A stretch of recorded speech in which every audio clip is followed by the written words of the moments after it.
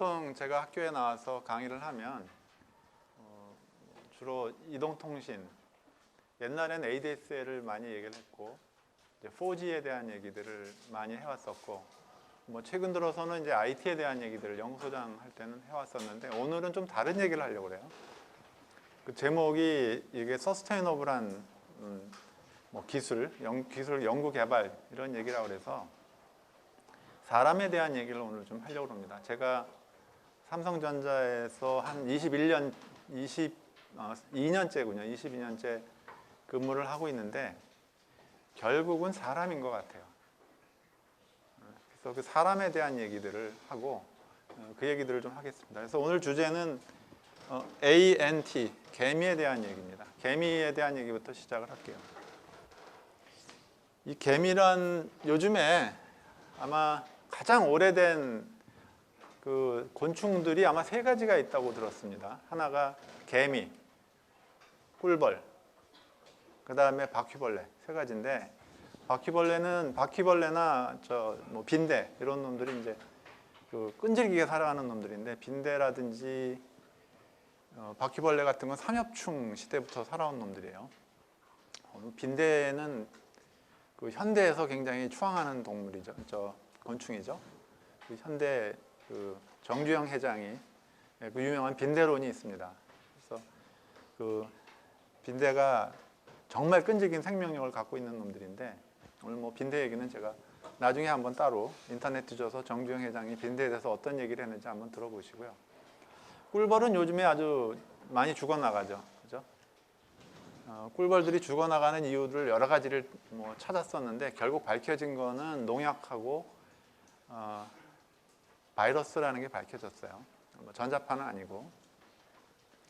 꿀벌이란 그 곤충은 뭐 잘 아시는 대로 꿀과 그 화수분을 먹고 사는데 그런 부분들이 이제 굉장히 그 오염이 되면서 다 같이 죽어버리는 이런 문제들이 생기고 있는데 이 개미만큼은 워낙 바닥을 다니면서 엄청난 쓰레기들을 주워 먹고 살던 그 곤충들이 되나서 아무리 우리가 뭐 뿌려대도 사실은 끈질기게 살아가는 놈들입니다. 개미에 대해서 공부를 해보면 개미의 뭐 우리가 알고 있는 개미들은 대개 주워 먹고 사는 애들이지만 실제로 개미는 어떤 특정 개미 집단들은 보면 농업을 하고 사는 집단들도 있고 또는 목축을 하고 사는 집단들도 있습니다. 개미의 농업의 역사는 6천만 년이 됐어요. 인간이 농업을 시작한 지가 10,000년밖에 안 됐는데 그 6,000배 동안 개미들은 이런 그 농업을 해왔습니다. 그래서 그 안에 보면 굉장히 역할들이 분담이 돼 있어서 집에서 가사를 보는 개미들도 있고 나가서 지키는 개미들도 있고 또 나가서 뭐 따오는 개미들도 있습니다. 뭐 목축을 하는 개미들은 주로 진딧물 같은 것들을 키우죠. 또 나무하고 공생하는 애들도 있어요. 나무를 지켜주면서 나무가 주는 그 진액이라든지 이파리를 먹고 사는 그런 개미들도 있는데 이 개미들, 이거는 실제 사진입니다. 개미들이 얼마만큼 협업을 하는지 아마 인터넷을 뒤져서 유튜브를 뒤져보면은 개미 집단이 어떻게 홍수가 났을 때 통째로 강을 건너는지 또는 홍수로 떠내려가는 물을 어떻게 건너는지 집단 지성이 어떻게 발휘되는지 아마 이런 것들을 보실 수 있을 텐데 이런 개미들이야말로 저는 서스테이너블한 그 어떤 자연계에서 우리가 발견할 수 있는 가장 중요한 이 집단 중에 하나가 아닌가 생각하고 있고요. 복지가 가장 잘 돼 있는 집단 중에 하나입니다. 개미는 80%가 놀고 20%가 일합니다. 보통 우리가 8대2의 법칙들을 많이 얘기하는데 20%를 일을 합니다. 그래서 개미들은 재난이 닥쳤을 때 나머지 80%가 그 재난을 극복하는 데 동원이 되기 때문에 그 재난을 극복할 수 있는 거죠. 그럼 80대 20으로 일을 하면은 재난이 닥쳤을 때 서스테이너블하지가 못합니다. 그래서 이런 그 개미한테서 우리가 배울 수 있는 많은 교훈들이 있는데 오늘은 개미의 그 세 글자 A, N, T 세 글자를 따서 그 세 가지 얘기들을 좀 해보려고 합니다. 그래서 첫 번째 그 개미의 첫 글자 A입니다. 그래서 제가 뭐 제가 연구소장을 할 때도 그랬고 지금 사업부장을 할 때도 그렇고 에임 하이 하라는 얘기를 많이 합니다. 도전하라는 얘기를 많이 합니다. 에임 하이라고 하는 것은 우리가 가만히 볼 필요가 있는데, 여러분들은 지금 대개 학부생들인가요? 3학년, 4학년, 1학년, 2학년? 대학원생들 그 논문 쓰는 것 또는 박사과정 논문 쓸 때 보면 대부분 그 우리가 소위 말하는 옵티멈 솔루션이라 그러는데 도전을 잘 안 해요. 근데 제가 겪어본 바에 의하면 아류를 하나 만들어 갖고 지금 있는 기술들을 조금 개선을 해서 뭔가를 만들어내면 한 1년도 안 지나서 또 다른 기술이 나와서 뒤집어 엎습니다. 보통 한 1000명이 연구 개발을 하면 그 중에 한 사람은 쉽지 않은 그거에 도전을 하지만 나머지 999명은 사실 쉬운 거, 서브 옵티멈에 도전을 합니다. 그러면 논문은 하나 쓸 수 있겠죠. 졸업은 합니다.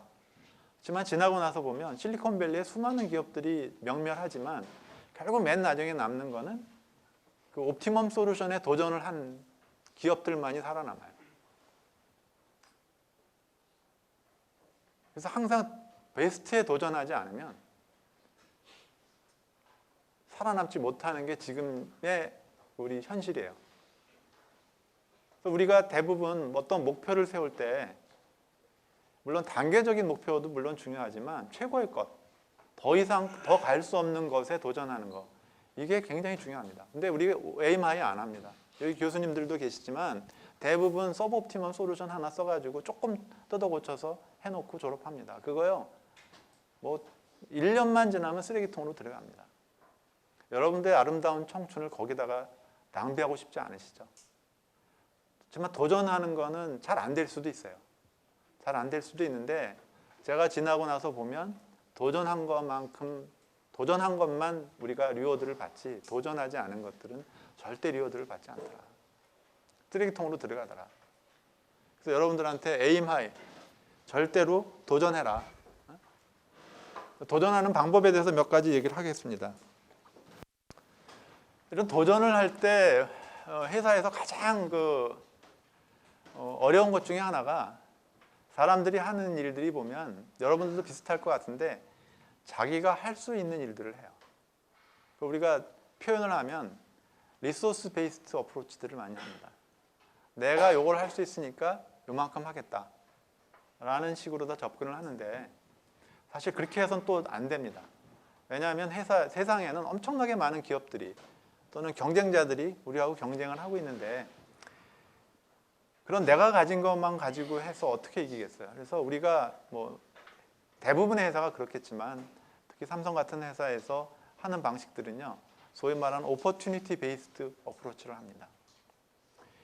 언제까지 어떤 성능에 어떤 가격에 결과를 내야 되겠다라고 결정을 하면 그거를 할 수 있는 방법을 찾아요. 그게 에임 하이예요. 에임 하이에는 베스트를 찾거나 아니면 퍼스트를 찾는 겁니다. 그래야만 앞서갈 수 있는 거죠. 그래서 내년 6월까지 못하면 대부분의 경우는 그 제품이 나오는 시기가 있습니다. 그러면 휴대폰이라고 그러면 1월 달에 나와야 되고 보통 뭐 TV라고 그러면 가을에 이파쇼 베를린에서 하는 것에 신제품을 내고 거기서 우리 뭐 베스트바이라든지 뭐 한국으로 치면은 뭐 이런 뭐 매장들, 전문 매장 이런 매장에서도 주문을 받아서 내년 제품, 우리가 스큐라고 그러는데 스큐라는 게 확정이 되는데 그 시기를 놓치면 내년에 팔 수가 없어요. 이미 미국에 있는 베스트바이에서 팔 수 있는 테레비는요 이미 다 결정이 돼 있어요. 올해 여러 회사들이 내년 신제품을 개발을 해서 그 베스트바이 그 사장, 디시전 메이커들을 모셔다가 다 보여주고 그럼 그 사람들이 그 중에서 가장 잘 팔리겠다, 가장 이익을 많이 겠다 싶은 제품을 선택하는 겁니다. 그래서 우리가 매년 그 특정한 시기에 특정 성능의 경쟁사보다 더 나은 제품을 내놓지 못하면 바로 무너지는 거예요. 뭐 노키아, 모토로라 그렇게 해서 무너진 겁니다. 그래서 우리가 opportunity based approach라고 하는 것은 can이 아니에요. could가 아니에요. should하고 must입니다. 언제까지 해야만 하는 거. 해야만 하는 것에 맞춰서 우리가 맞춰주는 거예요. 그 시기가 지나면 제가 말하는 opportunity, 기회는 사라지는 겁니다. 내가 할 수 있는 걸로 해갖고 내년 한 4월쯤 내지? 보통 우리가 그렇게 접근하는데 절대로 그렇게 하면 안 되는 거예요. 에임 하이의 기본은요, opportunity based로 일을 해야 된다는 거. 하나 말씀을 드리고 싶고요. 그런 과정에서 우리가 목표를 정할 때 사실은 좀 제일 어려운 부분이 있어요. 물론 최고의 최종 목표 자체는 굉장히 제가 아까 말씀드린 대로 옵티멈한 솔루션을 어떤 기회의 시기까지 해야 된다고 결정을 하는데 보통 그거를 끌고 갈 때 나 혼자 할 경우는 문제가 없어요. 나 혼자 알아서 하면 되니까. 근데 보통 팀으로 움직일 때는 그 팀들에 있는 구성원들이 그 일정에 맞춰서 갈 수 있도록 우리가 끌고 가기 위해서는 어떤 단계적인 그걸 밟아가야 된다. 관계를 밟아간다는 건 첫 번째로 3년짜리 프로젝트다. 그러면은 1년 단위로다가 또는 6개월 단위로다가 뭔가 작은 성과들을 우리가 셀레브레이트 하면서 갈 수 있어야 돼. 그래야 사람들이 지치지 않아요. 그리고 그때마다 목표를 어느 정도를 줘야 되냐 하면 이건 매직 넘버인데 120%를 줘야 돼요. 여러분들이 할 수 있는 일을 100이라고 치면 그 능력보다 120%를 줘야 돼요. 이 매직 넘버인데 150을 주면 사람들이 포기를 합니다. 이거는 제가 그냥 만들어낸 숫자는 아니고요. 연구를 해서 나온 결과예요. 150%를 주면 사람들이 포기를 합니다. 120%를 주면 사람들이 도전의식을 느끼고 그래서 120%를 주면 잘 못해도 100%나 110%는 해요. 근데 100을 주면 그렇게 안 되겠죠? 하다가 말겠죠? 해서 달성해봤자 100일 거고 안 되면 8, 90 할 거고 그래서 사람들한테 지치지 않게 이렇게 몇 개의 단계로 쪼개갖고 그 하나하나의 목표를 자기가 할 수 있는 것보다 조금 더 주는 그런 지혜들이 사실은 필요합니다. 에임 하이를 할 때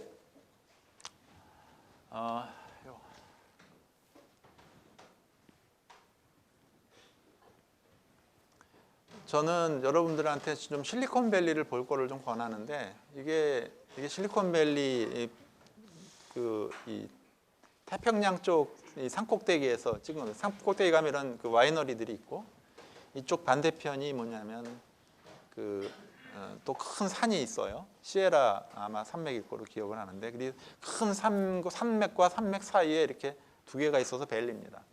우리 보통 밸리 계곡 그러면은 뭐 한 100m 사이에 있는 계곡을 얘기하는데 얘네들은 이 밸리의 폭이 아마 한 100km쯤 되겠죠. 그래서 이 산과 이 산 사이가 계곡이고 여기가 이제 이쪽이 샌프란시스코고 여기가 이제 베이 에어리어고 여기 스탠포드 대학이 아마 여기 어디쯤 언덕에 있을 거고 여기가 산호세 쪽이고 뭐 멜로 파크 이런 분들이 이 부분에 있겠죠. 우리 홍 교수님 여기 계셨으니까 잘 아실 것 같아요. 실리콘밸리의 모습인데 실리콘밸리에 사는 사람들의 얘기를 조금만 하겠습니다. 이 사람들이야말로 도전하는 사람들이에요. 끊임없이.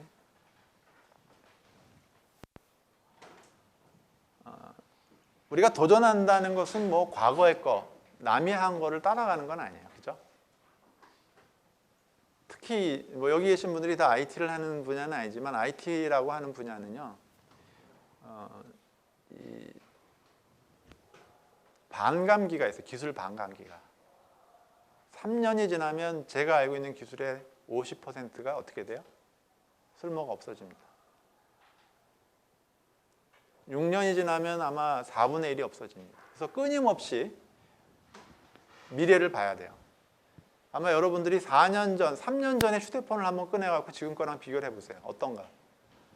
뭐 구닥다리도 그런 구닥다리가 없을 겁니다. 엄청나게 바뀌고 있는 거, 기술들이. 아마 3년 후에 여러분들이 휴대폰을 꺼내서 갤럭시 S4랑 S7, 그때까지 갤럭시라는 이름을 쓸지 잘 모르겠지만 S7을 비교해 본다면 엄청난 차이가 있을 겁니다. 그래서 여러분들이 해주셔야 될 일은 미래를 보는 일들이에요. 아직 오지 않은 미래를 보는 것들인데, 이게 뭐 육도 삼약에 보면 효시난고라는 말이 있습니다. 우리 미래를 보는 거는 그 부엉이의 눈을 뜨고, 부엉이의 눈처럼 크게 뜨고 어두운 것을 보고, 그 다음에 난고, 늑대처럼 되돌아본다는 뜻인데, 이리처럼 되돌아보라는 뜻인데, 끊임없이 미래에 대해서 크게 큰 눈을 뜨고 들여다보고 끊임없이 주변에서 어떤 일이 일어나는지를 봐야 됩니다.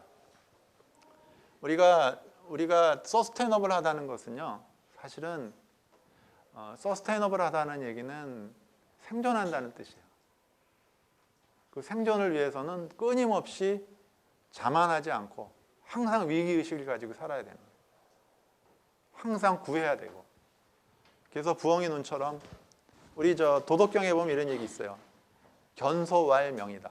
작은 거를 볼 수 있어야 밝다고 그랬어요. 남들이 못 듣는 걸 들을 때 정말 귀가 밝다고 얘기했어요. 총명이라는 말은 안 들리는 거를, 안 보이는 거를 보고 들리지 않는 걸 듣는 게 총명한 거예요.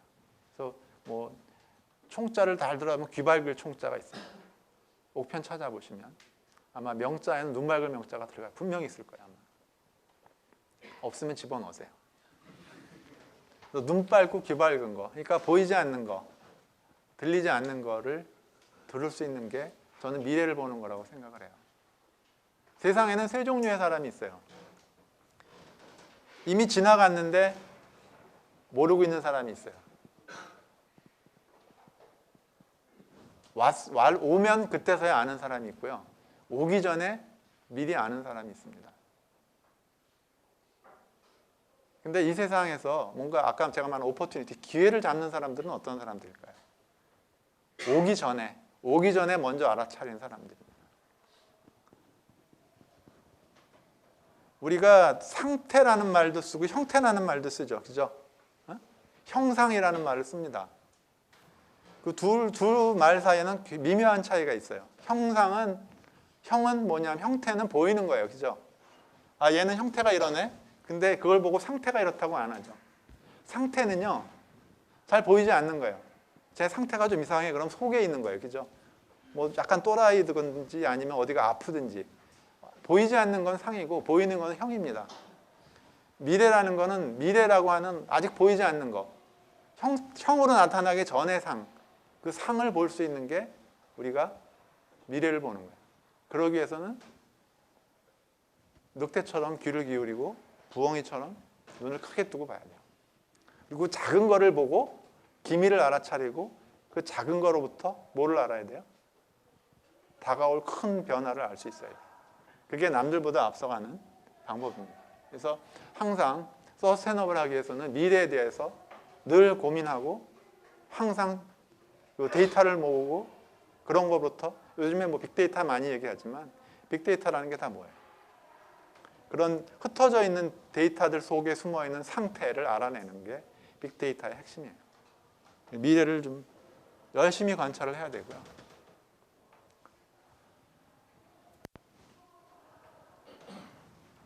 미래를 통해서 우리가 보는 것은 아마 지금하고 미래가 같다 그러면 미래를 볼 필요가 없겠죠. 근데 미래는 항상 어떻습니까? 변합니다. 그리고 우리가 변해야 되고 세상이 바뀌면 나도 바뀌어야 되고요. 그 바뀌기 위해서 우리가 항상 변화에 대해서 아까 말한 상태가 어떻게 바뀌는지 그거를 좀 미리 알아야 되기 위해서는 항상 오픈 24hours, 24시간 깨어 있어야 되고, 인텔의 CEO가 그런 얘기 했죠. 패러노야가 되지 않으면 이 IT 인더스트리에 살아남을 수 없다는 얘기를 했어요. 그러니까 어떻게 보면 이 패러노야는 일종의 피해의식을 가지고 있는 사람들처럼 항상 언제든지 누가 와서 나를 무너뜨릴 수 있다는 그런 생각을 가지고 깨어 있어야 된다는 거예요. 그만큼 자원이 없는 우리나라에서 우리 물건들을 해외에 팔기 위해서는요, 누구보다도 열심히 뛰어야 되지만 누구보다도 정말 항상 위기의식을 가져야 돼요. 망하는 기업의 5가지 특징이 있어요. Good to Great이라는 말을 그 책을 쓴 그 저자가 이제 망하는 기업들의 공통점 5가지를 조사를 했는데 이건 책 한 권 요약한 겁니다. 첫 번째 단계가 뭐냐면 자만하는 겁니다. 에러건트, 영어로는 에러건트해지는 거예요. 에러건트해진다는 얘기는 남의 말 안 듣는 거야. 수없이 명멸한 그 거대 기업들의 그 첫 번째 단계는 에러건트, 남의 말 안 듣는 거야. 내가 잘났다고 믿는 거. 그 순간이 제일 그 효신한 거 안 한 그런 것들이고요. 두 번째, 벌리는 거예요. 왕창 벌립니다. 자기가 너무 잘났고 남들이 이제 다 해서 잘 됐으니까 이제는 내가 하는 일은 뭐든지 될 수 있다. 이런 자만에 빠지면 막 벌립니다. 그래서 자기 성공 신화에 빠집니다. 내가 하는 일은 다 잘 될 거야. 라고 해서 마구 벌리기 시작을 합니다. 그게 두 번째 단계입니다.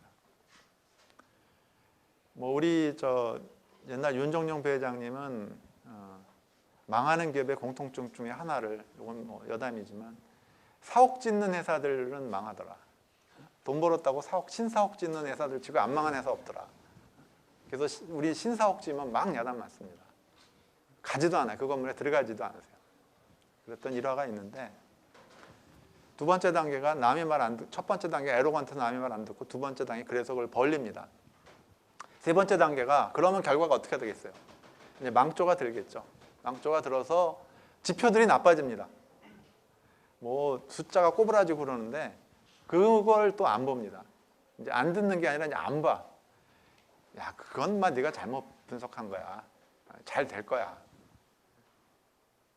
사실은 제일 위험한 거, 저는 이런 얘기를 합니다. 우리가 뭐 실패는 성공의 어머니라고 그러잖아요. 저는 여러분들한테 꼭 해주고 싶은 말은 작은 성공은 큰 실패의 어머니예요. 왜 작은 성공이 큰 실패의 어머니냐면 고등학교 때 공부 잘한 방식으로 대학교 가서 공부하면 잘할까요? 그럴지도 모르겠다. 근데 대학교에서 잘하던 방식으로 회사 가서 일을 하면 잘할까요? 아마 아닐 겁니다. 부장 시절에 일하던 방식, 성공했던 방식으로 상무 시절에 일을 하면 성공할까요? 절대 아닙니다. 왜? 분대장으로서의 어떤 성공 공식과 소대장으로서의 성공 공식과 장군으로서의 성공 공식은 다른 거예요. 그래서 자꾸 버려야 돼. 우리가 그걸 언러닝이라고 합니다. 자꾸 버려야 돼. 세상은 변화하기 때문에, 그리고 자기의 위치가 변하기 때문에 자꾸 버려야 돼. 그래서 옛날의 거를 붙잡고 있으면, 옛날의 성공 방정식을 붙잡고 있으면 그 성공 방정식이 나한테는 다음 단계의 짐이 되는 거야. 그래서 제가 작은 성공은 큰 실패의 어머니다. 중소기업에서 성공한 사람들이요, 이 조직이 커지고 매출이 늘어나는데 옛날 방식, 분대장 방식으로 다 관리해갖군요. 관리가 안 돼. 그때는 위임을 해야 돼. 그죠? 자기가 10명밖에 관리가 안 되는데 100명을 관리하려고 뛰어다니면 구멍이 다 나는 거예요. 그리고 위임을 안 하면 사람들이 안 뜁니다. 내가 결정해봐야 뭐해. 저 사람이 와서 결정할 건데. 다 손을 놓습니다. 그러면 안 돌아가는 거예요. 그래서 작은 성공은 큰 실패의 어머니예요. 꼭 기억해 두세요. 그거는 변화 관리를 안 했기 때문이에요. 세상은 뭐 이게 3,200km겠죠? 비행기 속도니까. 이 정도의 뭐 그렇게 세상은 변하는데 나는 변하지 않는다. 그거야말로 망하는 지름길입니다. 제가 아까 첫 번째 뭐라 그랬죠? 에러건트, 자만해지는 거. 두 번째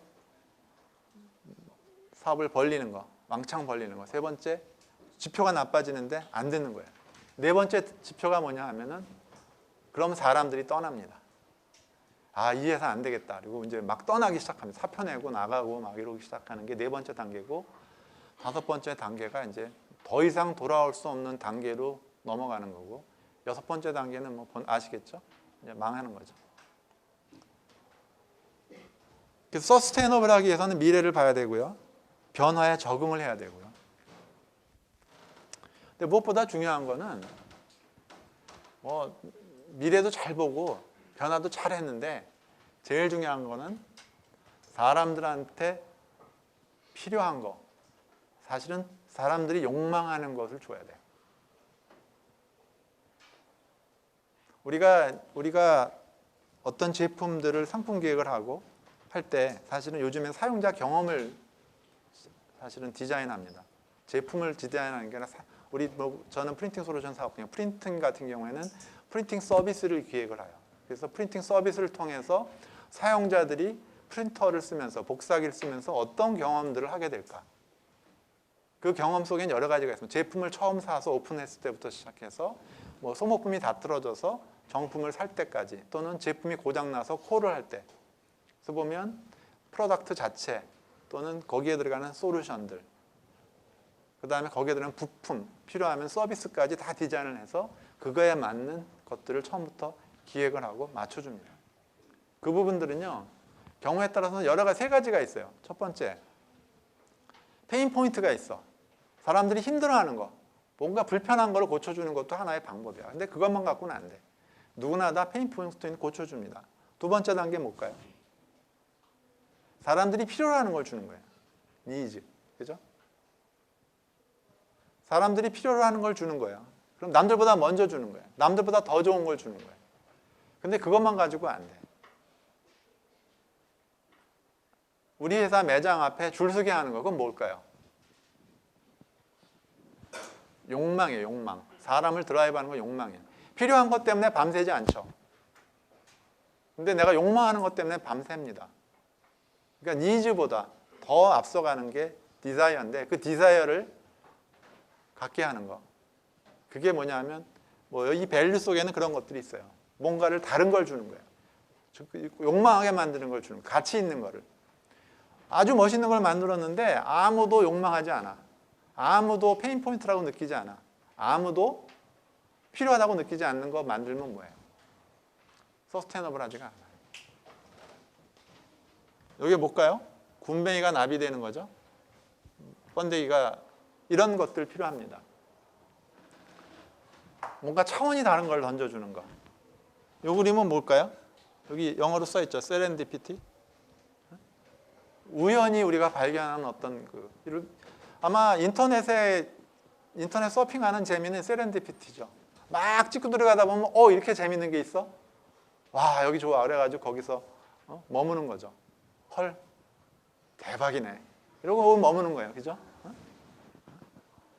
그런 대박을 찾아주는 것, 이런 부분들을 우리는 그냥 평범한 가치, 제가 말한 페인 포인트, 니즈, 더 나아가서 사실은 이런 부분들은 못 가요. 뭔가 여러분들이 알지 못했던 그 욕망, 디자이어를 자극하고 뭔가 여러분의 감성을 강하게 건드려주는 그런 놈들을 여러분들이 찾으셔야 돼요. 다시 실리콘밸리로 와봅니다. 실리콘밸리에 엄청나게 많은 회사들이 사실은 명멸하고 있어요. 명멸하고 있고, 사실은 페이스북 같은 아이디어가 저커버그 혼자서 냈거든요. 엄청나게 많은 회사들이 사실은 비슷한 아이디어를 가지고 실리콘밸리에서 출발을 했는데, 그 중에서 성공하는 기업들은 한두 가지야. 페이스북 같은 회사들이 한두 가지. 그래서 제가 작년에 아마 신문에서 보셨겠지만 실리콘밸리 삼성전자 고위 임원들이 이제 실리콘밸리를 방문해서 여러 군데들을 만나고 다녔어요. 그 중에 하나가 이제 벤처 캐피탈리스트들을 만나러 가는 기회가 있었는데, 그 질문 중에 하나가 이런 거였어요. 수많은 벤처 캐피탈리스트들이 투자하는 그 회사들이 있는데, 그 중에서 어떤 특정 기업들이 성공을 하는데 그 성공 기업들의 공통점이 뭐냐? 그랬더니 요 세 가지를 얘기해 줬어. 이건 엑기스다, 그죠? 첫 번째, 똑같은 아이디어가 나왔는데 그 똑같은 아이디어들 중에서 사람들의 첫눈을 끄는 거, 첫인상을 주는 게 굉장히 중요하다. 여러분들 플립보드 아시죠? 플립보드 들어가 본 사람들 없어요? 지금 당장 깔아갖고 한번 보세요. 이 플립보드가 얼마나 이 디자인이 매거진 라이크하게 정말 깨끗하죠. 정말 깨끗한 매거진 라이크한 UX를 제공을 해줍니다. 핀터레스트 아시죠? 핀터레스트 몰라요? 야, 이건 나보다도 모르네. 핀터레스트는 이 사진들 공유하는데 여자들이 좋아하죠. 자기가 관심 있는 분야를 들어가면 자기 관심 있는 분야에 사진들 많습니다. 특히 여자들 보면 패션이라든지 플라워라든지 이런 부분들 그림들이 있어요. 이거는 인터레스트하고 핀으로 꼽는다 이런 뜻의 핀터레스트인데, 이런 회사들의 그 특징은 뭐냐면 사실 비슷한 아이디어는 많은데 UX, 디자인 자체가 사람을 첫눈에 확 끌어요. 아, 이거 한번 해보고 싶어. 이런 그 욕망을 주는 게 첫 번째 단계입니다. 그러니까 퍼스트 스테이지에서는 일단 사람들이 뭔가 관심을 갖고 달겨들게 하는 게 제일 중요한 단계고요. 근데 그 다음 단계부터는요, 그것만 갖고는 안 돼요. 사람의 관심을 끌었으면 꾹 붙잡고 있어야 돼. 붙잡고 있어야 되는데 그게 뭐냐 하면 데이터예요. 페이스북에 갔을 때 이런 얘기를 들었어요. 페이스북이 성공한 요인 중에 하나는 뭐냐면 그 페이스북 그 디자인에 있어요. 페이스북에 접속한 사람들의 데이터들을 막 분석을 해보니까 보통 뭐 5명 정도? 제가 정확한 숫자는 기억을 못하지만 5명 정도의 친구들을 만나고 그 친구들한테 보내고 이런 것들이 있어요. 그래서 그거를 한 페이지 내에서 해결해 주도록 디자인을 한 거예요. 그거는 데이터에서 나온 거야. 그게 2페이지로 넘어가는 순간 사람들이 귀찮아하는 거야. 이 페이스북 디자인하는 데 있어서의 어떤 뭐 나누기, 그 화면을 어떻게 나누고 어떤 데이터들을 앞에다 놓고 그 안에 우선순위가 있을까요? 여러분들이 한번 그 페이스북 안에 있는 그 페이지를 디자인한다고 하면 밑에 있는 게 위에 올 수도 있고 왼쪽에 있는 게 오른쪽에 올 수도 있죠. 그죠?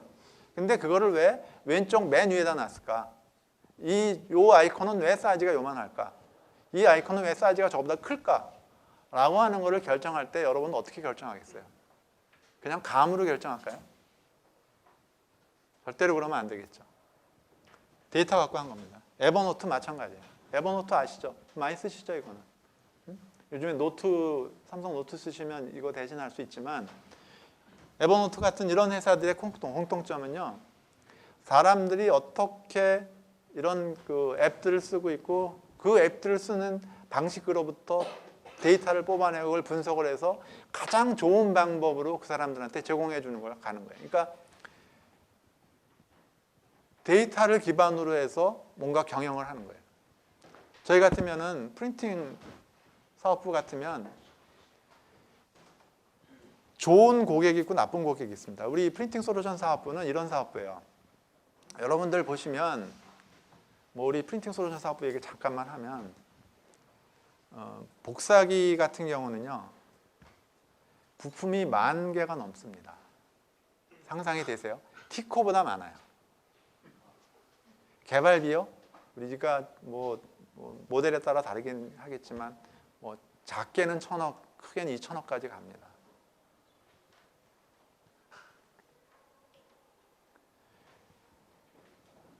그런 제품들을 디자인할 때 여러분들이 한번 상상을 한번 해보세요. 얼마나 많은 개발비가 들어가고 얼마나 팔겠어요? 그러면 그 제품 가격이 얼마쯤 돼야 될 것 같아요? 아마 내 생각엔 1,000만 원씩 받아야 돼.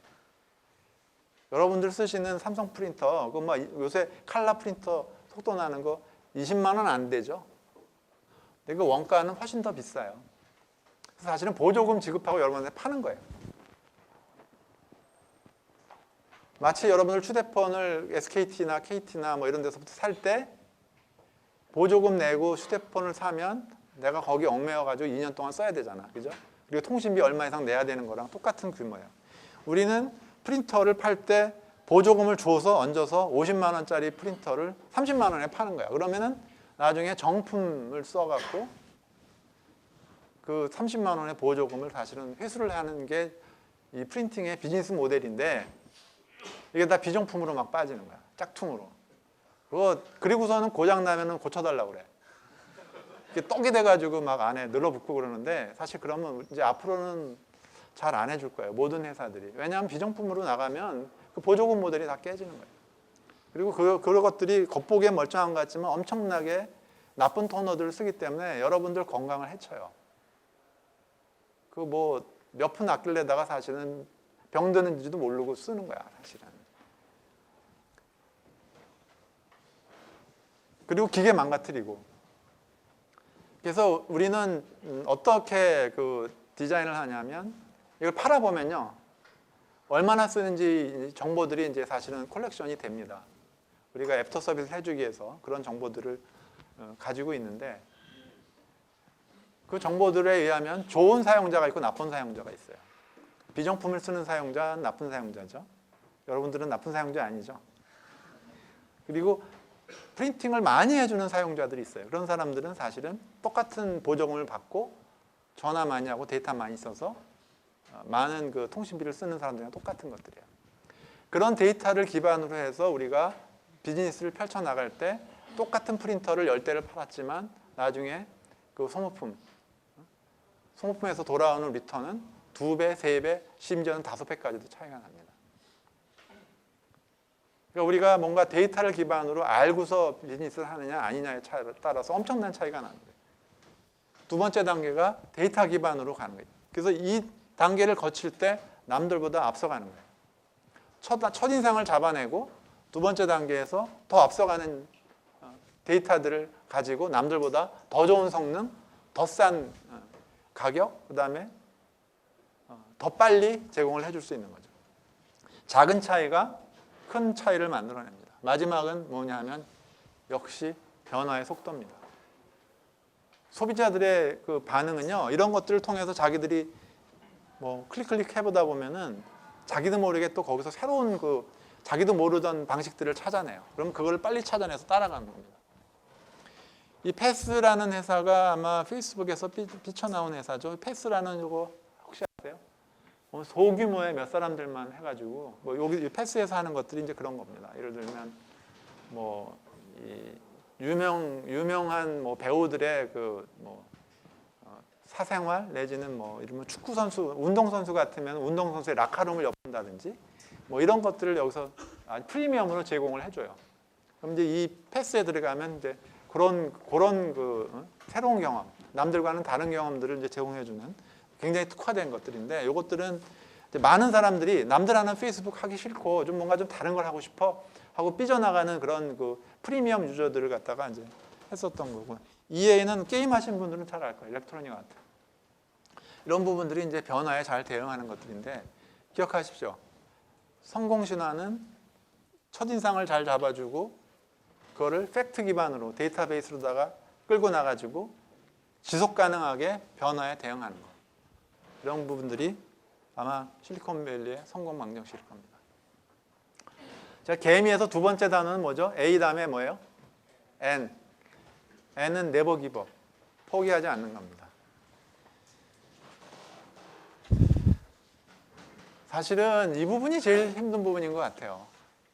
제가 늘 도전하라고 얘기했는데 도전한다는 게 참 쉽지 않아요. 아까 말한 말이 좋아서 베스트고 말이 좋아서 퍼스트지만 그 베스트 퍼스트를 하기 위해서 넘어야 될 산들이 엄청나게 많습니다. 많은데 클린턴 대통령이 자라면서 자기 그 사실은 아버지가 일찍 돌아가셨기 때문에 호르머니 밑에서 자라면서 들었던 얘기가 never give up. 절대 포기하지 마라 라는 말을 들었는데, 우리가 성공 방정식은 참 복잡합니다. 우선 첫 번째, 10개의 성공 방정식은 AND예요. 실패 방정식은 OR입니다. 그 뜻이 무슨 뜻이냐면 10개의 변수가 있다고 칩시다. 여러분들이 10개의 변수를 가지고 성공한다고 치면 다 아시겠지만 2의 10승은 몇 개? 1024죠. 10개의 변수가 다 성공했을 때 성공하는 거예요. 하나만 실패해도 곱하기이기 때문에 실패하는 겁니다. 그래서 제가 AND라고 한 건 곱하기예요. 10개의 변수가 성공할 때 성공합니다. 그래서 AND라고 한 건데 1024번 중에서 하나만 뭐예요? 성공이야. 나머지 1023개는 뭐야? 9개 중에서 하나만 실패하면 실패야. 그렇기 때문에 절대로 포기하지 않는다는 것은 굉장히 어려운 여정이에요. 변수가 10개일 때 1000가지, 1024개의 가능성, 그냥 쉽게 1000이라고 합시다. 1000개의 가능성 중에서 한 개의 성공 방정식을 찾아내는 거거든. 그거는 그렇게 쉬운 일은 아니에요.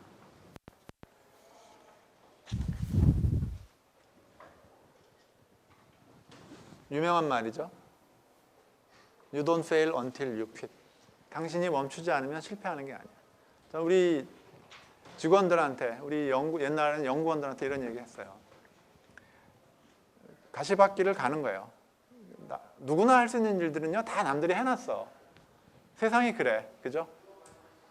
여러분들이 할 수 있는 일들이요, 남들이 다 해놨어. 그러니까 남들이 안 한 거 해야 돼. 그래서 도전해야 되는데, 도전하는 일이 어디 쉽겠어요? 그럼 당연히 실패하지. 실패한다고 넘어지지. 넘어지는 것은 실패가 아니에요. 일어서지 않는 게 실패야. 수없이 넘어질 거예요, 여러분들 앞으로. 근데 그때 안 일어나면 그 실패야. 여러분들 일어나잖아요? 실패 아니야. 될 때까지 하라고. 여러분들 저 댄싱 퀸이라는 영화 보셨어요? 댄싱 퀸이라는 영화에 본 남자 주인공이 누구지? 서울시장 출마하는 사람. 황정민. 황정민이가 그 서울시장 포기하려고 그럴 때 그 영화 한번 다시 보세요. 그 짜장면 배달하는 애가 그 서포터잖아. 걔가 뭐라고 그러는지 알아요? 공원에서 만나갖고. 아저씨, 짜장면 외상값 어떻게 받는지 아세요? 아무 말이 없어요. 하는 얘기가 짜장면 외상값이요, 받을 때까지 가는 겁니다. 받을 때까지 가면 받는 거야. 짜장면 외상값도요, 받을 때까지 쫓아다녀서 받는 거예요. 하물며 근데 여러분들이 앞으로 하게 될 뭐 연구 개발이든 무슨 일이든 짜장면값 외상값 받는 것보다 더 열심히 해야 될 거 아니야. 그죠? 넘어지는 게 실패가 아니야. 일어서지 않는 게 실패다. 우리말에 7.8기 이렇게 있는데 더 험한 말이 있어요. 7.8도라는 말 있죠. 7.8도 무슨 뜻인지 아시는 분? 뭐 좀 상품권을 준비해갖고 좀 흔들어야 되는데. 7.8도는 7번 넘어지고 8번 자빠진다는 뜻이에요. 저는 앞으로 넘어지는 거고 도는 뒤로 넘어지는 거예요. 7.8도는 15번을 넘어진 거야. 나는 그런 사람들을 존경합니다. 왜? 적어도 일어났거든. 그죠? 그 사람은 7.8기 한 사람도 더 센 사람이야. 7.8기 한 사람은 한 번 더 넘어지면 안 일어날지도 몰라. 근데 이 사람은 14번, 15번 넘어졌는데 14번은 최소한 더 일어났다고. 그죠? 그래서 기억하십시오. 응? 기억하세요. 넘어지는 게 실패가 아니다. 일어나지 않는 게 실패다. 쉽지 않은 일인 건 아는데 그런 끈기가 없으면 여러분들이 성공하지 못합니다. 이 사람 누구예요? 장혁. 장혁이가 그 텔레비에 나와서 한번 인터뷰라기보다는 무슨 토크쇼에 나와서 했던 얘기를 전 기억합니다. 119번을 오디션에서 떨어졌대. 119번을. 근데 120번째 붙었어. 얘는 119전 120기라고 해야 되나? 하여튼 뭐 대단한 친구인데 이 사람이 했던 말이 뭐냐면 저도 지금도 기억에 남는데 자기가 떨어질 때 자기 정말 열심히 했다는 거야. 얼마나 열심히 했는데 이만하면 되겠지. 자기가 판단한 거야. 내가 이 정도 하면 될 거야. 자기가 판단을 한 거야. 이만하면 되겠지. 근데 계속 떨어지더라는 거야. 그래서 어느 날 생각을 해본 거야. 도대체 뭐가 잘못됐을까? 그동안에 이 사람은 어떤 식으로 생각한 거냐 하면 비경쟁 전략으로 생각한 거야. 내가 이 정도 수준 하면 될 거야 라고 생각을 한 건데 마음을 바꾼 거죠. 경쟁 전략으로 바꾼 거야. 남들보다 잘해야 되는 거야. 우선 첫 번째. 두 번째, 상대방, 나를 평가해 주는 사람 입장에서 충분해야 돼. 그죠? 관점이 바뀐 거야. 내가 봤을 땐 이 정도면 돼. 근데 그 관점을 싹 바꿔서 상대방의 입장에서 봤을 때 저 정도는 돼야 돼. 그리고 쟤는 저 정도 되는 애들은 수두룩한데 쟤는 다른 애들보다 나아. 그랬을 때 뽑히는 거야. 그래서 여러분들 생각을 바꿔줘야 돼. 경쟁 전략이 아니라 경쟁 전략이다. 비경쟁 전략이 아니다. 응? 그 마음을 바꾸고 나서 노력을 하니까 되더라는 거예요. 그게 120번째 오디션에서 성공할 수 있었던 비결이에요.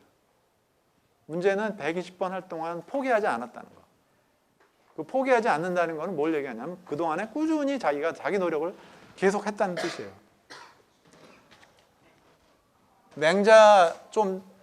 맹자에 이런 얘기가 있어요. 맹자 여러분 읽어보셨어요? 고리타분한 책 같죠? 뭐 되게 재밌는 책이에요. 사실은 잘 들여다보면 논어 잘 들여다보면 굉장히 재밌는 책이에요. 제가 몇 가지 뒤에 인용을 할 텐데 맹자에 보면 이런 얘기가 있습니다. 그 고자랑 이제 얘기를 나누는 과정에서 나왔던 얘기인데 하늘이 장차 여러분에게 큰 일을 맡기고자 할 때 그 사람한테 몸을 고단하게 하고 마음을 고단하게 해서 시련을 주고 그 시련을 극복한 다음에 큰 일을 준다. 얘기 무슨 얘기예요? 여러분한테 오는 시련은 뭐야? 시련이 아니고 교육이야, 교육. 여러분들 중학교 들어갔을 때 국민학교, 초등학교 거 보면 쉽죠? 왜 그럴까요? 아마 그 과정, 그 과정 속에서 여러분들이 뭔가를 배웠기 때문이야, 그죠? 중학교 때 그렇게 어려웠던 게 고등학교 가면 쉬워져. 왜 그럴까요? 그래서 앞으로 여러분들한테 고난이 닥쳐오면 내복이법 해야 되는데 고난이 닥쳐오면 아 이건 교육이야. 내가 이 교육을 뛰어넘으면 돼. 이런 생각을 가지면 쉽게 넘어갈 수 있어요. 그죠? 고난은 교육이다. 마음을 좀 바꿔보세요. 아마 넘어가기 쉽지 않아. 쉽지 않은 거 여러분 아는데 저도 겪어봐서 알지만 고난은 교육이다. 그걸 넘었을 때 그 교육을 받고 내가 어느 과정에 올랐을 때 한 걸음 한 걸음 올랐을 때 여러분들이 그 네버기브업 할 수 있는 힘이 생기는 거예요.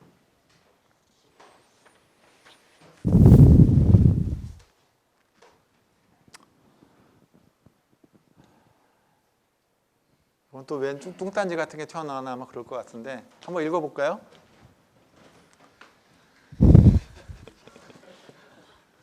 제가 여러분에게 고난을 드리고 있습니다. 동, 성, 상, 같은 소리끼리는 서로 응하는 거죠.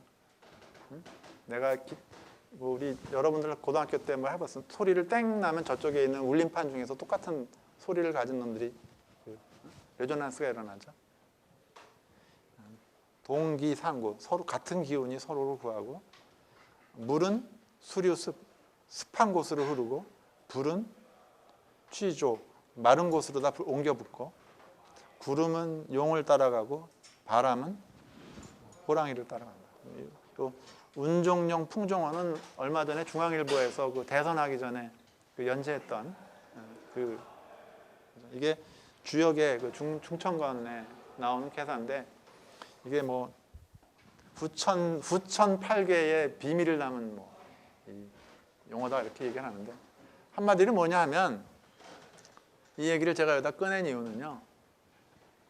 여러분들이 된다고 믿어야 됩니다. 여러분들이 잘 돼서 웃는 게 아니고요. 웃어서 잘 되는 거예요. 여러분들이 성공한다고 생각하고 가야 성공하는 방법이 보여요. 애초부터 포기했어. 나 이건 안 돼. 아이씨. 겉으로는 막 하는 것처럼 하는데 속마음은 난 포기했어. 그러면요, 뭐만 보이냐면 안 되는 것만 보여. 근데요, 이건 될 수 있어. 확실히. 그렇게 안 된다고 떠들던 애들이 경쟁사가 했다고 그러면 바로 해냅니다. 왜? 된 걸 봤거든. 그러면 되는 방법을 찾는 거야. 그러니까 되지. 수없이 봤어요.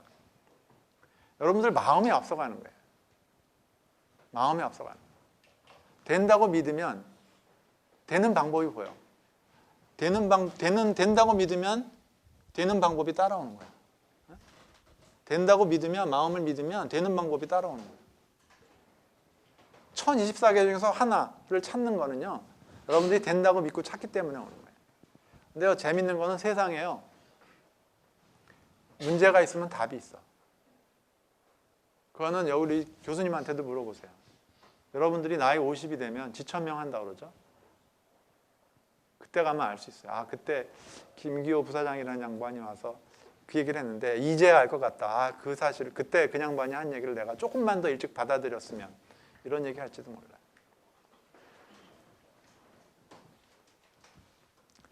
마지막은 팀워크에 대한 얘기입니다. 마지막 그러니까 벌써 여러분 끝날 것 같아서 되게 기분 좋죠.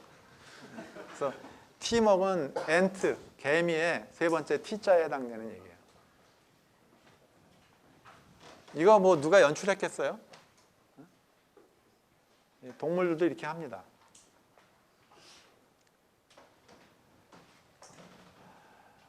우리가 여러분들 란체스터의 법칙이라는 거 들어보신 분 한번 손 들어보세요. 아, 모르시는구나. 란체스터의 법칙이라는 책도 하나 한 권 나온 게 있는데, 란체스터라는 분은 영국에 있는 전쟁을 연구하던 학자예요. 그래서 그 사람의 첫 번째 법칙, 리니어 로우라고 하는데, 첫 번째 법칙은 퍼스트 로우는 뭐냐면 힘센 놈이 이긴다. 되게 간단해. 독일 비행기랑 영국군 비행기가 전쟁에서 맞붙는데 공중전을 하는데 누가 이길까? 뭐 첫 번째는 조사를 막 연구를 해보니까 똑같은 비행기면 조종사가 이 공중전을 잘하는 조종사가 이기더라. 근데 똑같은 조종사면 좋은 비행기를 가진 사람이 이기더라. 이게 첫 번째 로우예요. 되게 싱겁죠. 두 번째 로, 스퀘어 로우라고 그러는데, 두 번째 로우는 뭐냐면, 법칙은 그러면 뭐 우리 속된 말로 떼거리로 붙으면 어떻게 될까? 어? 단체로 붙으면 어떻게 될까? 편대로 붙으면 어떻게 될까를 연구를 했어요. 그랬더니 이상하게 이게 두 대하고 네 대가 붙으면 이쪽 두 대 떨어지고 이쪽 두 대가 떨어져야 되는데 한 대만 떨어지는 거야. 세 대하고 다섯 대가 붙으면 어떻게 될까요? 아주 간단한 수학이 필요하니까 제가 보여드릴게요. 이게 말로 설명하는 것보다는.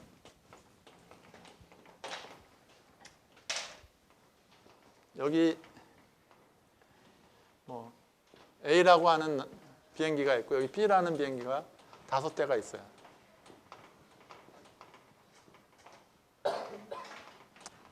그러면 이 비행기가 얘를 공격해서 떨어뜨릴 확률은 뭐냐면 다섯 대가 세 개 중에서 하나를 고르겠죠. 각각의 비행기가, 그죠?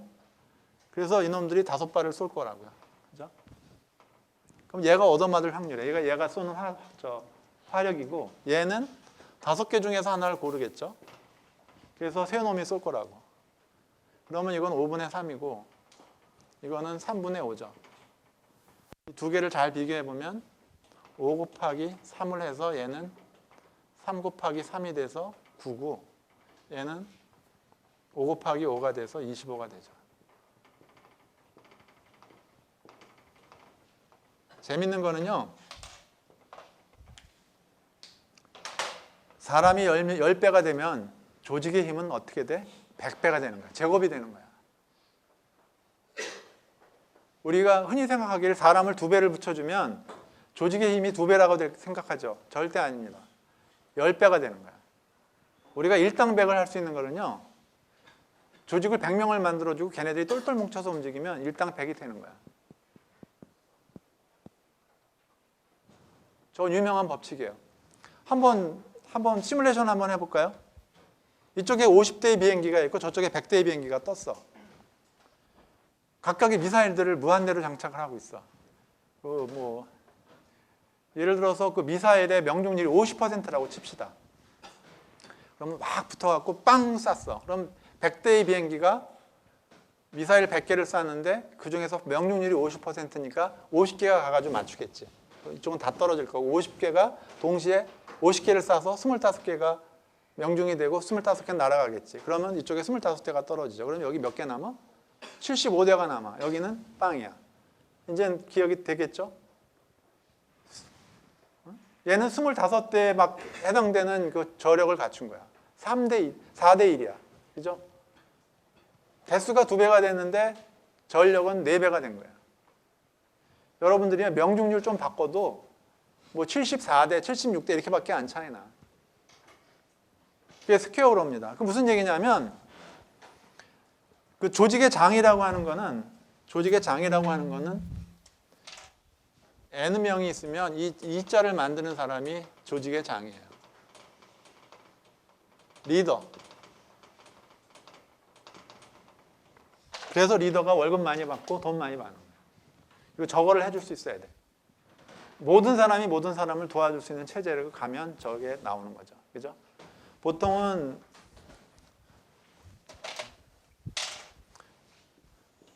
우리가 스퀘어, 이 자기 일만 하면 이렇게 되는 거야. 그러면 조직이 10명이 돼도 이게 뭐 이러면 둘, 넷, 여섯, 일곱이면 일곱이라 해도 조직의 힘은 7인데 이 사람이 여기 있는 사람을 도와주고 이 사람들을 도와주고 다 서로 도와주면 이게 꽉 차겠죠. 그러면 이게 7의 제곱이 되는 거야. 조직이 제대로 움직이려면 조직의 최대 힘을 끌어내려면 저런 팀워크야말로 란체스터의 제2법칙을 채우는 가장 중요한 법칙이죠. 우리가 그 팀워크를 해치는 가장 큰 그 것들 중에 하나가 우리가 암이라는 얘기를 합니다. 암 조직. 그죠? 근데 암 조직이라는 게요. 조직 하나로 놓고 보면 어때요? 굉장히 훌륭한 조직입니다. 그죠? 걔는요, 안 죽어. 지금도 그 유명한 그 암세포는 아직도 살아갖고 계속 번식하고 있고 그 티슈들을 사람들한테 나눠주고 있어요. 죽지 않아요. 자기가 죽지 않게 해서 엄청난 핏줄들을 빨아들여 갖고 자기는 살아. 그렇지만 어떻게 됩니까? 숙조. 호스트는 죽어. 사람은 죽는 거예요. 고통스러워하고. 무슨 뜻이냐면 글로벌 옵티멈과 로컬 옵티멈은 다른 거야. 암 입장에서 보면 굉장히 훌륭한 세포야. 근데 전체가 죽어. 우리가 조직에서 그런 암들을 없애야죠. 그 사람이 남들보다 3배 일을 하는데 그 사람이 던져놓은 문제들을 다른 사람들이 해결하느라고 뭐 5배의 일이 들어가면은 이 사람은 마이너스 2 한 거야. 그죠? 그래서 전체 입장에서 봐야 돼. 더하기 빼기를 해서. 콘텍스트를 봐야 돼. 텍스트가 아니고. 그래서 여러분들이 조직에서 서스테이너블 하려면요. 여러분들만 볼 게 아니라 여러분들이 포함된 조직 전체의 걸 봐야 돼요. 우리가 텍스트를 포함하고 있는 것 주변을 우리 콘텍스트라고 하는데 콘텍스트를 볼 줄 알아야 되고 여러분들 자신, 그 개인의 옵티멈, 뭐 로컬 옵티멈 또는 퍼스널 옵티멈을 볼 게 아니라 팀의 옵티멈, 팀의 고를 보고 여러분들이 조화를 해줘야 돼. 제 기억하기로는 한양대학교의 학풍이라고 할까요? 그런 부분에는 콘텍스트를 볼 줄 아는 그런 게 있어요. 그런 그 좋은 학풍들은 꾸준히 유지해 주시기 바랍니다.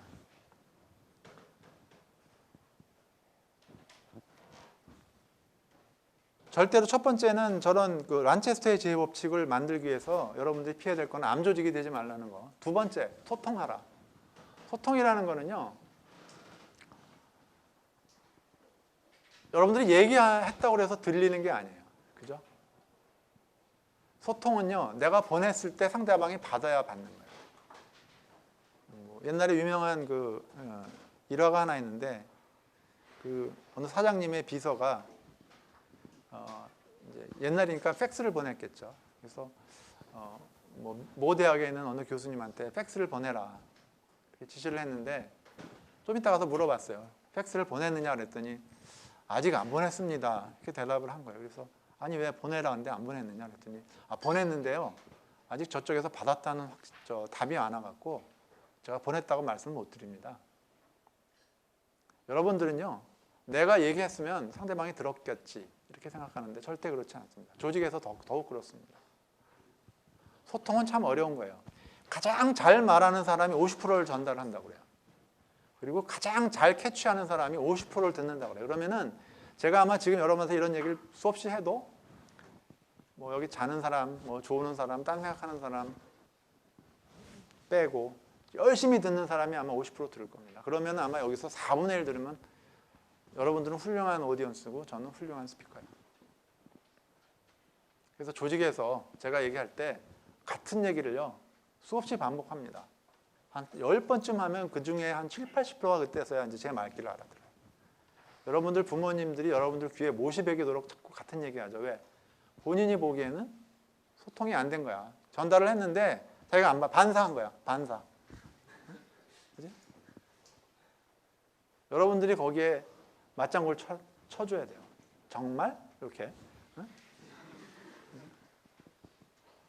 진짜? 이렇게 해줘야죠. 그렇게 해줘야 이게 뭔가 소통이 되는 거야. 그죠? 감성적으로 주고받아야 돼.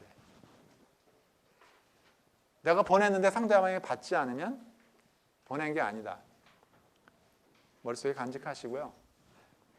소통에서 사실 가장 중요한 부분은요. 정서적 소통이에요. 배기 싫은 사람 얘기는요, 아무리 들어도 안 들어옵니다. 그래서 소통의 90%는 정서적 소통입니다. 그래서 내가 좋아하는 사람 얘기는요, 파투로 매줄 쓴다 해도 믿어요. 그게 이제 또 사실은 맹점이긴 한데, 그래서 사기꾼들이 그걸 잘하는 거 아니에요. 그죠?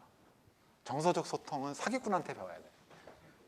그냥 할머니, 할아버지를 녹여가지고 되지도 않은 약들 팔고, 믿게 만들면 사람들이 믿어요. 그래서 우리가 보통 소통이라고 할 때 제가 뭐 깊게 얘기할 건 아니고 90%는 정서적 소통이다. 그래서 상대방한테 신뢰를 주고 그 대신에 전달할 때 내가 한 번 얘기해서 알아듣는다고 생각하지 마라. 내가 가장 잘 말해도 50%, 가장 잘 들어도 50%밖에 못 듣는다. 그래서 상대방이 알아들을 때까지 사실은 그 사람의 언어로 대답을 해줘야, 얘기를 해줘야 돼요. 아마 여기 지금 뭐 토목 하시는 분, 전자 하시는 분, 또 기계하는 양반들이요, 똑같은 용어를 놓고 아마 얘기하라면 다 다르게 들을 겁니다. 통신하는 사람은 ATM 그러면은 그 통신 프로토콜을 얘기해요. 그렇지만 일반 사람들은 ATM 그러면 돈 찾는 기계 생각하고요. IP 그러면 저 네트워크 한 사람은 인터넷 프로토콜로 알아듣지만 반도체 한 사람은 IP 하면 실리콘 그런 걸로 생각하거든요. 그러니까 용어가 다른 사람들끼리 만나면 더 어려운 거야. 그래서 우리가 조직이 소통하게 하려면 그 표준 언어를 만들어야 되고, 그래서 똑같은 말로 똑같이 소통하게 만들고 상대방이 정서적으로다가 풀어줘야 되고, 그래서 우리가 MBA라고 그러죠. 매니지먼트 바이 알코올. 그래서 MBA를 많이 해요, 옛날에는. 요즘에는 잘 안 하는데, 이 알코올의 그 효능은 이제 그 정서적 소통을 가능하게 하는 거죠. 내려놓게 만드는 거예요. 그 상대방이 들을 수 있는 분위기를 만들어 놓는 거예요. 문제는 이제 너무 많이 하면은 그 다음날 기억이 안 나는 게 문제긴 한데, 그래서 MBA도 가끔씩은 필요합니다. 팀워크를 위해서는.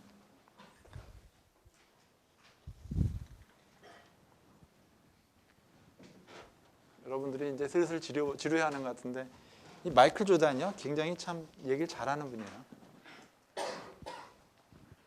재능은 게임을 이길 수 있지만 재능만 가지고 팀워크와 인텔리전스는 챔피언십을 먹게 한다는 거예요.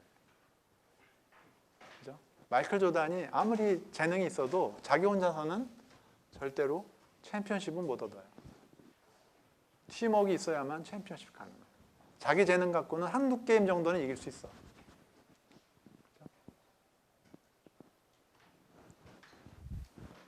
그래서 옛날 그 미국에 있는 유명한 풋볼 코치가 한 말이, 저는 이제 조직이 잘 안 움직일 때 그런 얘기를 많이 써서 붙여놨었어요. Something goes wrong, then I did it. 뭐가 잘못되면 내가 잘못했다고 생각해라. Something goes well, you did it. 그러니까 we did it. 그다음에 something goes really well, you did it. 뭔가 잘못되면 내가 잘못했다고 생각하고, 뭐가 잘 되면은 우리가 참 잘했구나, 팀워크로. 근데 정말 뭐가 잘 되면 우리 중에 누가 스타 플레이어가 있구나 하고 그 사람을 칭찬해줘라. 이게 그 사람의 지론인데요. 제가 IEEE 펠로우가 4G를 갖고 됐어요. 사실 4G라는 말을 제가 만들었어요. 처음에 욕 많이 먹었어요. 2006년에 만들었는데 2003년부터 했으니까 3년에 만들었구나. 그랬더니 3G를 깔지도 않았는데 왜 4G 얘기를 하느냐 그래갖고 무지하게 욕을 먹었는데, 그때 우리가 2006년 제주도에서 그 4G 시스템을 데모를 했었어요. 그때 제일 어려웠던 게 하드웨어 팀하고 소프트웨어 팀이 이제 붙어서 개발을 하는데, 보통 각각 따로 앉아서 개발을 하고 테스트를 하잖아요. 하드웨어끼리 해가지고 자기네 셀프 테스트를 하면 잘 돌아가. 소프트웨어 가지고 테스트하면 잘 돌아가는데 두 개만 붙여놓으면 기계가 뻗어버리는 거예요. 미치겠더라고. 일주일이 가. 그래서 불렀어. 그래서 하나하나 쫓아가다 보니까 어떤 문제가 있었냐면, 여기는 위로 올리는 게 on이야. 이쪽은 위로 올리는 게 끄는 거야. 그러니까 지들끼리 테스트할 땐 잘 돼. 왜냐하면 다 위로 올리는 걸 on으로 했으니까 지들끼리 할 땐 잘 되지. 얘는 위로 올리면 꺼지는 거니까 밑으로 내려가면 잘 돼. 두 개 붙이면 어때? 안 돼. 얘는 켜라 그러면 얘는 꺼지고 얘가 켜라 그러면 얘가 꺼지는 거야. 근데 우리가 정말로 그런 우를 참 많이 범해요. 우리가 responsibility라는 말과 accountability라는 말이 있어요. 바로 전에 케이스는요. responsibility는 뭐냐면 내가 할 일을 하는 거야. 내가 할 일만 다 하는 게 responsibility야. 책임감이야. 근데 accountability는요. 전체를 보는 거야. 그러니까 그 앞에 팀들은 뭐가 문제가 있었냐? responsibility는 있었어. 내 거는 잘했어. 근데 더 큰 그림을 안 봤어. 그러다 보니까 이게 안 되는 거예요. accountability는요. 전체 입장에서 내 걸 들여다보는 거예요. 그러면 이게 내가 잘못됐구나. 두 사람 다 잘못한 거예요. 그죠? 두 사람 다 잘한 게 아니고. 왜? 더 큰 그림을 안 봤으니까. 팀워크라는 건요. 아까 내가 글로벌 옵티멈 얘기를 했는데 responsibility에 포커스하는 게 아니고요. accountability, 마에스트로, 전체를 지휘하는 사람 입장에서 자기를 보는 거예요. 자기 상사의 눈으로 자기를 보는 거예요. 자기 부하의 일들을 볼 때 부하의 입장에서 들여다보는 거예요. 이게 accountability예요. 똑같은 책임감으로 번역될지 모르지만 그 안에는 엄청난 차이가 있어요. responsibility와 accountability는요. 엄청난 차이가 있어요.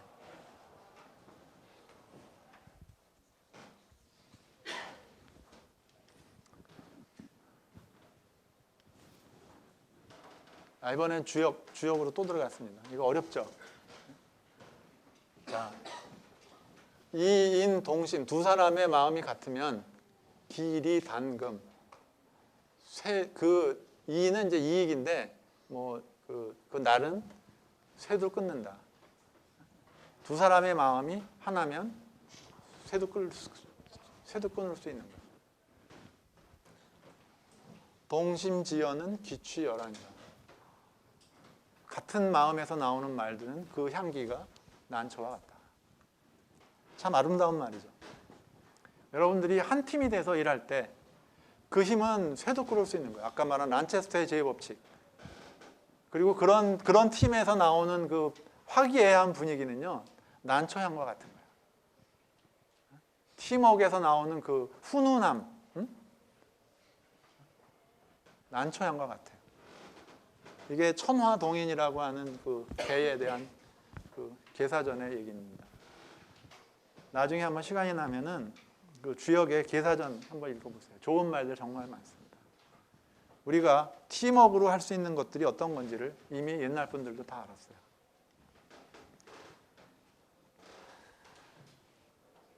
뭐 1시간 10분 지났으니까 좀 정리를 할게요. 이거는 논어에 대한 나오는 얘기입니다. 옛날에 지지자는 불여 호지자라, 호지자는 불여 낙지자라. 그래서 아는 것은 좋아하는 것만 못하고 좋아하는 것은 즐기는 것만 못하다. 제가 왜 이 얘기를 퉁따지같이 들고 나왔냐면요. 보통 우리가 여러분들이 앞으로 공대를 택했고 엔지니어링이라는 걸 택했어요. 그래서 여러분들이 앞으로 사회에 나갈 텐데 그냥 여러분들이 아는 것, 그냥 지식 노동자 이런 거 하지 마세요. 재미없잖아. 그지? 회사에서는 일하고 집에 가서 열심히 놀려고 그러고 이런 거 하지 말고 자기가 하는 일 정말 좋아해야 돼. 이거는 아는 거 갖고 하는 거는요. 그냥 자기 지식 파는 거야. 물밀교환인데 좋아하는 거는 지식을 파는 게 아니야. 정말 내가 하고 싶은 거야. 하고 싶은 일들을 하세요. 그게 뭐든지 간에. 그리고 하고 싶은 일들 하다 보면 이게 즐거워지는 거예요. 근데 이게요. 뭐 거꾸로 하면 좋아할 수 있는 일을 하고 좋아할 수 있는 일을 즐기다 하다 보면 즐겨지게 되는 건데 뭐 어떤 혹자는 이걸 이렇게 풀어요. 알게 되면 좋아하게 되고 좋아하게 되면 즐기게 된다. 근데 그 말도 맞는 것 같아요.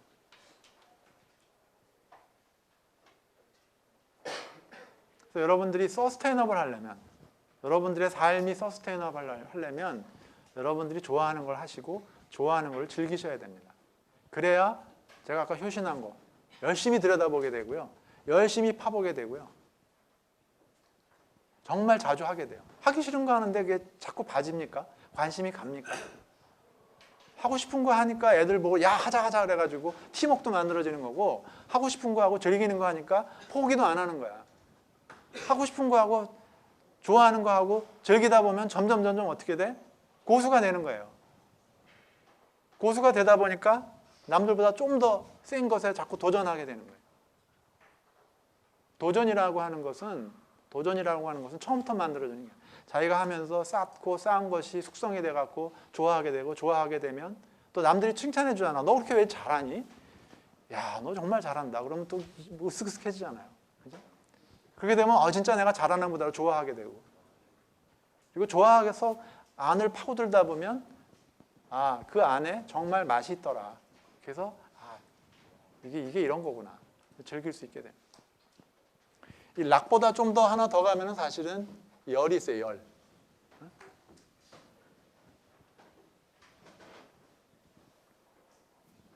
우리가 이 논어의 제일 첫 번째 장구가 뭡니까? 유붕이 자원방래하니 불역 낙호하라. 아니 불역 열호하라. 그죠? 맞죠? 친구가 멀리서 스스로 나를 찾아오니 이 기쁘지 아니한가. 근데 그 열은 뭐냐면 바깥에서 어떤 자극에 의해서 나오는 게 내 이 안에 있는 정말 좋아갖고 기쁜 거야. 그냥 막 안에서부터 부글부글 떠오르는 거야. 바깥에서 어떤 맛있는 거 먹었을 때는 열이라고 안 해요. 락이지. 근데 내가 정말 좋아하는 걸 해가지고 너무 좋은 거야. 그러면 안에서부터 은근히 오래 가는 거. 진짜 아까 나온 것처럼 난초의 향처럼 쫙 퍼지는 그런 것들이 이제 열인데, 아니 뭐 거기까지는 안 가더라도 여러분들이 좋아하는 거를 하고 그거를 즐길 수 있을 때 정말로 여러분들이 서스테너블한 삶을 살 수 있을 겁니다. 그것이 이 일이라도 마찬가지겠죠.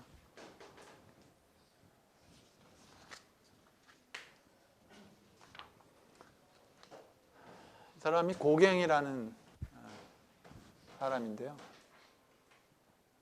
마지막으로 아까 뭐 변화에 대한 얘기를 아까 조금 말씀을 드렸었는데, 자기가 잘 아는 거 하고 자기가 좋아하는 거 하더라도 여러분들이 생각해 줘야 될 거는 이 세상은 변하고 있다. 우리 불교에서는 재행무상, 모든 것이 움직이는 것은 똑같지 않다고 그랬어요. 변합니다. 그래서 변하기 위해서는 아까 제가 뭐라 그랬죠?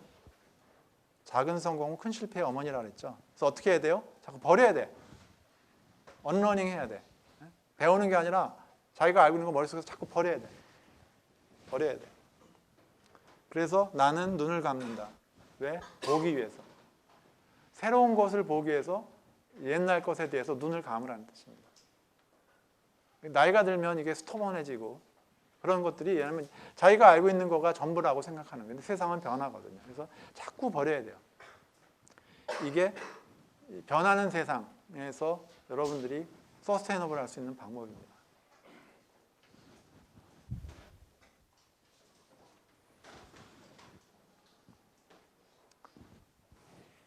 넘어가기 전에 하나 말씀을 드리면은, 사람들을 좀 변하게 하는 게 참 제일 어려워요, 사실은. 자기가 알고 있는 거가 전부라고 믿고 또 그거를 무너뜨리면 또 이 사람 자존심이 꺾이는데, 회사에 보면 네 종류의 사람이 있는 것 같아요. 이렇게 표현하는 게 뭐가 있지만, 똑똑한 사람, 멍청한 사람, 부지런한 사람, 게으른 사람이 있어요. 그래서 우리가 사부면에다 쪼개면은 똑부, 똑똑하고 부지런한 사람, 그다음에 똑개, 똑똑한데 게으른 사람, 그다음에 멍부, 멍청한데 부지런한 사람이 있고, 멍개, 멍청한데 또 게으르기까지 한 사람이 있어요.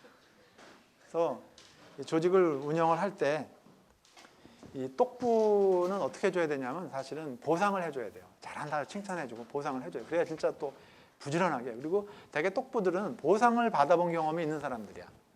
똑똑해서 뭔가 성공을 이뤘는데 누가 막 잘해주니까 정말 열심히 하고, 그러다 보니까 좋아하게 되고 즐기게 된 사람들이야. 사실 워커홀릭들이 이제 되게 그 부류에 속하는데, 보상을 해줘야 되고요. 똑개는 똑똑해. 엄청난 그 포텐셜을 갖고 있는데 게을러. 지 거만 착 하고서 놀아. 이런 사람들은 어떻게 해야 될까요? 욕망을 심어줘야 돼. 욕망. 모티베이션을 줘야 돼. 그게 그냥 니즈가 아니야. 욕망을 심어줘야 돼.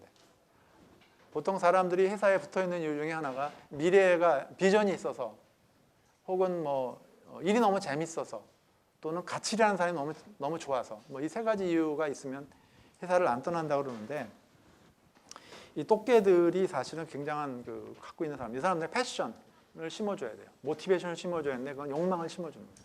이제 그런 부분으로 사실은 조직을 관리를 해야 되고요. 멍부가 이게 참 힘들어요. 멍청한데 부지런하면은 곳곳에 사고 치고 다녀요. 곳곳에 사고 치고 다니는데 이런 사람들은 교육을 시켜줘야 돼. 야단치면 안 돼요. 우리가 흔히 하는 게 멍부들을 패거든요. 그냥 팬다고. 자식이 말이야. 그래서 막 패는데 그러면 안 되고요. 멍부들은 가능성이 있는 사람, 부지런하잖아 일단. 그러니까 멍청한 거는 사실 교육을 못 받아서 몰라서 그럴 수 있어. 그런 사람들은 열심히 가르쳐줘야 돼. 교수님들이 이제 해줘야 될 일들이 그런 애들 패면 안 돼. 가르쳐주면 얘들은 똑부러다가 거듭날 수 있어요. 그리고 그런 애들 중에 대기만성형들이 많아. 부지런하다는 얘기는 패션이 있는 거거든요. 잘 가르쳐서 멍부를 가르쳐야 되고요. 멍게, 이게 제일 어렵습니다. 멍게는 사실은 집으로 보내야 돼요. 여러분들 절대 멍게 되지 마세요. 근데 딴 사람들은 그냥 바로 집으로 보내요.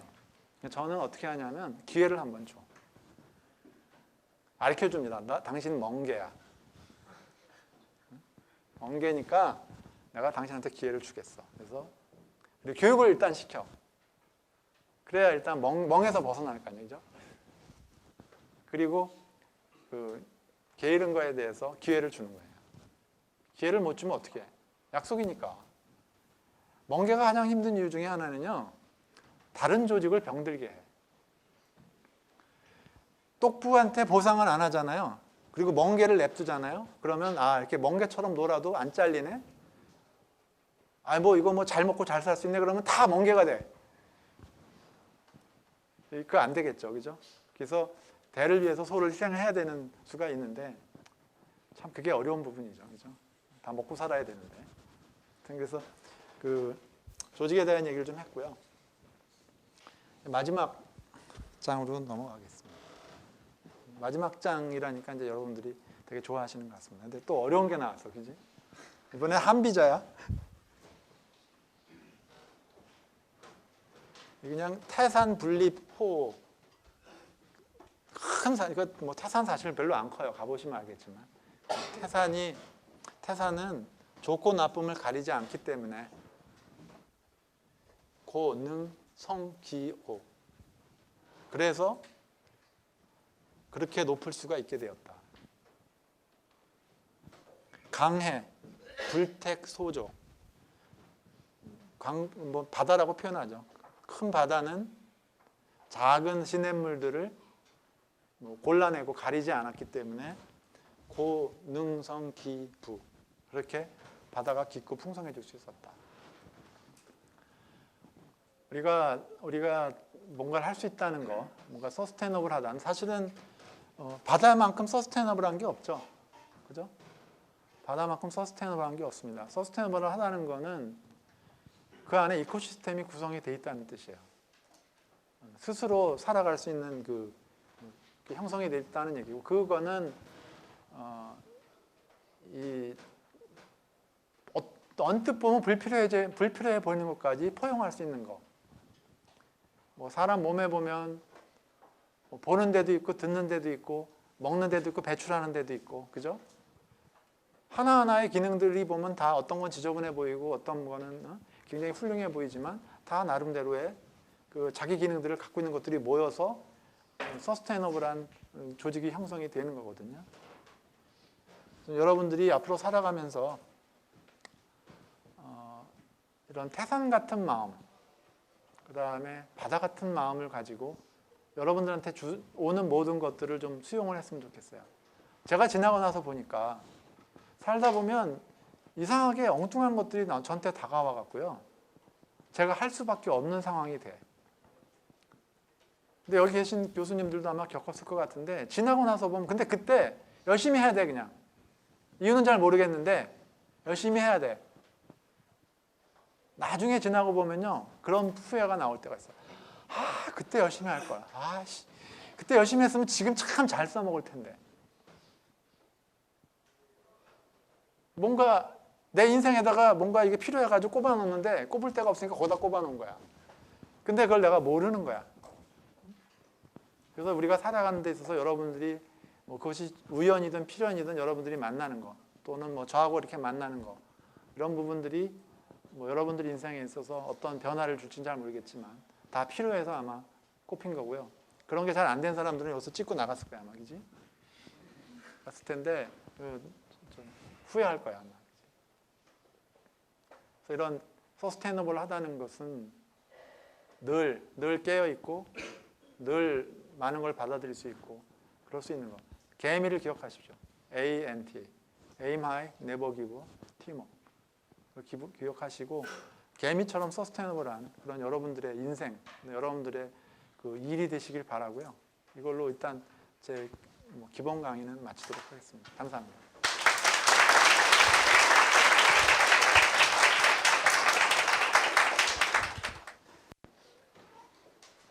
가능성을 보여주세요. 그 짧은 순간 동안에 가능성을 보여주시고요. 아까 제가 소통 얘기했잖아요. 그죠? 일단 정서적으로 무장해제를 시키세요. 면접자를. 무장해제를 시키시고 그 다음에 여러분들이 갖고 있는 가능성을 보여주세요. 가진 걸 보여주지 말고. 그게 아마 제일 중요할 것 같아요. 그래서 눈빛을 단련을 해갈 거야. 눈빛에서 저도 엄청나게 많은 그 면접을 해봤는데 그 자신이 있어야 돼요. 자신감 있게. 제가 아까 얘기했죠. 내가 마음이 먼저 간다고. 내가 자신감이 있어서 되는 거야. 자신감을 가지고 그렇잖아요. 앞으로 여러분 남은 인생 많이 있는데 지금 잠깐 좀 모자른다고 왜 기가 죽어? 그렇잖아요. 인생은 마라톤이에요. 그러니까 자신감 가지고 있으시고 그 자신감을 가지고 할 수 있다는 그 가능성을 그 사람들에게 보여주시고 그 사람들한테 무장해제 시켜서 정서적 소통을 하세요. 정확하게 전달하시고. 그게 저는 아마 제일 중요한 거라고 생각을 합니다. 그러니까 여러분들이 얼마나 가졌느냐보다는 얼마나 성장할 수 있느냐 이런 거를 보여주는 거고요. 그 다음에 두 번째로는 이 사람이 팀워크를 아는 사람이구나 하는 게 굉장히 중요합니다. 아까 얘기한 대로 혼자서 막 휘저어 놓는데 조직에서는 정말 아무도 같이 있고 싶지 않은 사람들, 이런 사람들 되면 안 돼요. 그래서 그런 조직으로 일하는 방법들을 자꾸 배우세요. 그래서 저 같은 경우는 뭐를 많이 물어보냐면 단체 생활했는지 많이 물어봐요. 그리고요, 뭘 물어보냐면 이거 그냥 제가 물어보는 거예요. 이게 또 뭐 찍는다 그러니까 이제 취미를 물어봐요. 근데 취미를 물어보면 되게 그 사람의 성향을 압니다. 혼자서 하는 거 좋아하는 사람들 사실 잘 못 어울려요. 근데 공 갖고 노는 사람들 있죠. 여러 사람이 팀워크로 해야 되는 일을 하는 사람들. 이런 사람들은 평소 생활이 그런데 익숙해지는, 같이 일하는 사람, 남을 도와주는 데 익숙한 사람, 이런 사람들이에요. 그래서 제가 얘기한 것처럼 이 사람은 도전하는 사람이다. 이 사람은 쉽게 포기할 사람 아니다. 이 사람은 팀워크로 일할 사람이다. ANT. 잘 기억해 주시면 돼요. 그런 부분들이 아마 많이 어필을 할 겁니다. 답이 됐나 모르겠네요.